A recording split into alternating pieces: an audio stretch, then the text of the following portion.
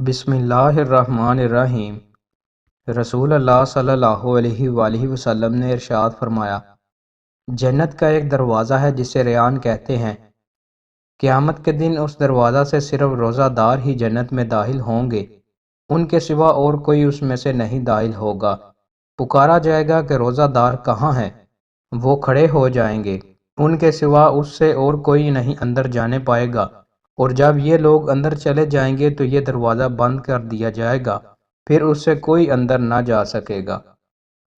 رسول اللہ صلی اللہ علیہ وآلہ وسلم نے ارشاد فرمایا، بے شک اللہ تعالیٰ اس بندے سے راضی ہوتا ہے جو ایک لقمہ کھاتا ہے یا ایک گھونٹ پیتا ہے تو اس پر اللہ کی تعریف کرتا ہے۔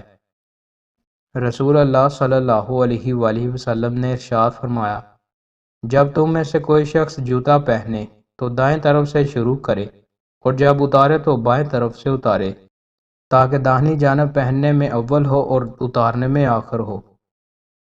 رسول اللہ صلی اللہ علیہ وآلہ وسلم نے ارشاد فرمایا، سورہ بقرہ کی آخری 2 آیتیں ایسی ہیں کہ جو شخص رات کے وقت انہیں پڑھ لے تو وہ اس کے لیے کافی ہو جاتی ہیں۔ رسول اللہ صلی اللہ علیہ وآلہ وسلم نے ارشاد فرمایا، بندہ سجدے کی حالت میں اپنے رب کے انتہائی قریب ہوتا ہے، پس سجدے کی حالت میں زیادہ دعائیں کرو۔ رسول اللہ صلی اللہ علیہ وآلہ وسلم نے ارشاد فرمایا، ہر نماز دوسری نماز سے پہلے ہونے والی خطاؤں کو مٹا دیتی ہے۔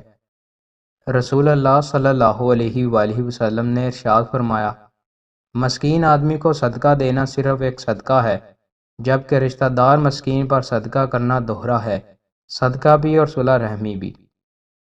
رسول اللہ صلی اللہ علیہ وآلہ وسلم نے ارشاد فرمایا، اللہ تعالیٰ قیامت کے دن فرمائے گا، میرے جلال کی بنا پر ایک دوسرے سے محبت کرنے والے کہاں ہیں؟ آج میں انہیں اپنے سائے میں رکھوں گا، آج کے دن جب میرے سائے کے سوا اور کوئی سایہ نہیں۔ سورہ یاسین پڑھنے کا ثواب۔